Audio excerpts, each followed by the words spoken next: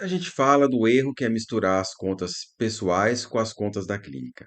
Nesse vídeo eu vou explicar o porquê que isso é um erro e quais as consequências para sua clínica, para o seu consultório como negócio de fazer essa mistura. Vamos lá.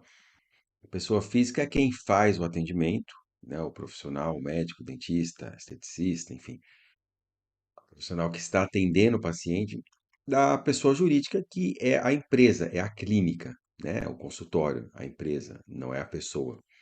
Então, por que eu devo separar pessoa física da pessoa jurídica, né? Por que eu tenho que ter esse cuidado? Eu mereço,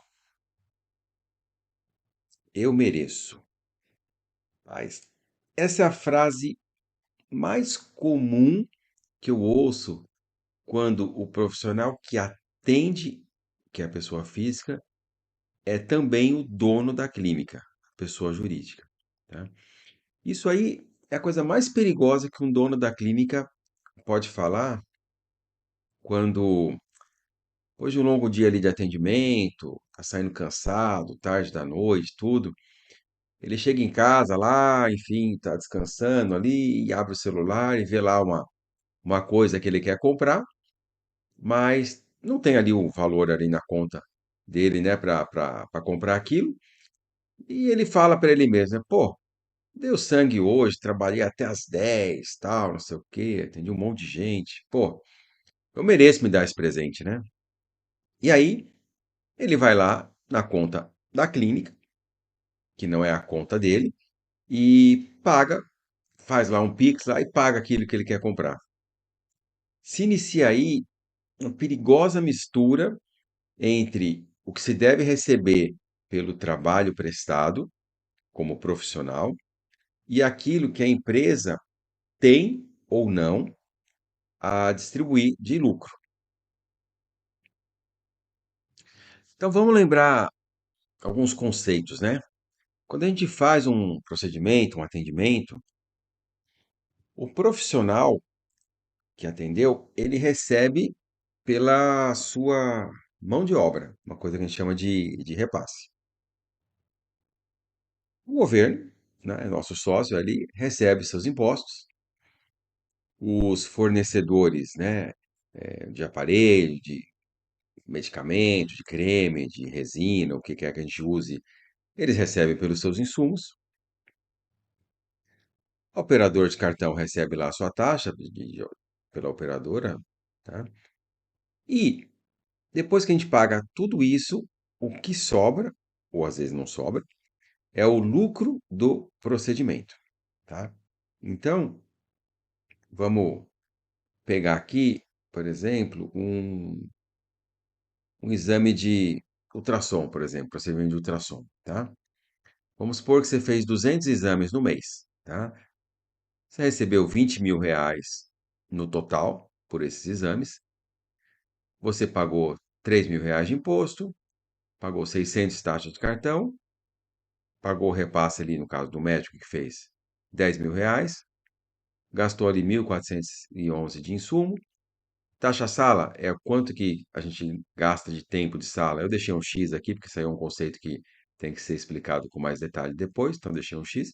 Então, o total de custo que eu tive para prestar esse serviço foi de R$ 15.000, tá? Então, se eu ganhei 20 mil e gastei 15, me sobra 4.900, R$ 5.000 de lucro, tá? Então, isso aqui é a margem de lucro do procedimento, tá? Isso aqui é o que sobra do procedimento para a clínica, como empresa.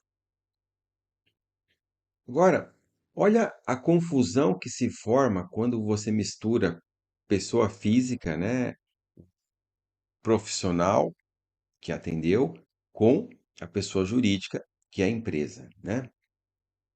Desses 20.000 aqui, 10.000 são seus, no caso do médico, né? É o do profissional que executou, porque você que foi o profissional executor do procedimento, tá? Só que 3.000 de imposto, 600 de taxa de cartão, 1.411 de insumos, somam R$ 5.000 que vão ser pagos no mês seguinte, tá? São os custos que você teve para fazer aquele procedimento, que não vai ficar nem para a clínica e não vai ficar também nem para o profissional que executou. São os custos para executar o procedimento, tá? Uma parte vai para o governo, outra parte vai para o operador de cartão, isso aqui vai para os fornecedores. Então, assim, é um, é um dinheiro que entrou, mas não vai ficar para a clínica porque deve ser pago para outras pessoas. Mas aí, vamos supor lá que naquele mês você pegou, ao invés de receber só os 10 mil, que é o que você tem direito como executor do procedimento, você viu lá 20 mil na conta e acha que você não merece receber 10, você recebe, você acha que naquele mês você pode receber 17 mil. E você vai lá e usou o dinheiro que você achou que estava lá parado na clínica e que era seu, né? Tudo bem. Só que aí vão sobrar ainda 3 mil reais, né? Você pegou 17 mil, de 20 mil que estava lá na conta, ainda sobrou 3 mil reais. Beleza, segue o mês, você vai seguindo seus atendimentos, e aí no mês seguinte, a secretária vem e coloca na sua mesa ali 5 mil reais, 5 mil reais e 11, de boletos a serem pagos, né? Que são os custos para você executar esses 200 exames que você fez no mês passado. E aí você chega lá na conta e vê que não tem 5 mil reais, só tem 3, né? Porque dos 20 você tirou 17, só sobrou 3. E aí você começa a se perguntar, né? Cadê o dinheiro? Pô, trabalhei pra caramba, fiz 200 exames e cadê o dinheiro que não está na conta? Então você percebe aí, né, que você tinha 5 mil reais para pagar de conta e só tinha 3 mil. Por quê? Porque você usou um dinheiro que não era seu como executor e nem da clínica como lucro. Você pegou um dinheiro que era para pagar fornecedor, para pagar imposto, para pagar taxa de cartão e você usou ele para uma outra coisa, um uso pessoal, um uso de pessoa física, né? Agora você imagina se ainda, além disso, ainda tivesse que pagar uma parcela do aparelho, se esse aparelho fosse comprado recentemente, você tivesse que pagar uma parcela do aparelho, tá? Então, assim, deu para entender por que o dinheiro do profissional executor é uma coisa e o dinheiro da clínica é outra totalmente diferente, tá? Mesmo que o executor seja o dono da clínica, tá? Mesmo que ele seja o dono da clínica, o dinheiro da clínica não é de quem faz o procedimento, o dinheiro da clínica é da clínica. Isso é uma regra sagrada, tá? O que você recebe como profissional prestador de serviço é seu, por direito, tá? Agora, o que sobra para a clínica é para a clínica pagar fornecedor, para pagar imposto, tudo. E aí sim, depois de pagar tudo isso, o que sobrar, e se sobrar, é o que você tem a receber como dono da clínica. Aí você pode pegar esse dinheiro e usar para algum uso pessoal, pode deixar no fundo de reserva, enfim.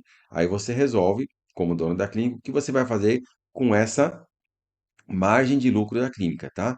Mas essa margem de lucro, ela só vai aparecer depois que você pagar todos os seus custos para executar aquele procedimento. Então, pessoal, regra é: separe pessoa física de pessoa jurídica. Isso é muito importante. Quando a gente mistura e acha que é a mesma coisa, às vezes no começo, quando você é uma clínica pequena, até funciona por um tempo, mas depois, quando você começa a crescer, quando a agenda começa a crescer, esses custos aqui começam a aumentar e começa a faltar dinheiro para você pagar as contas e você não sabe por quê.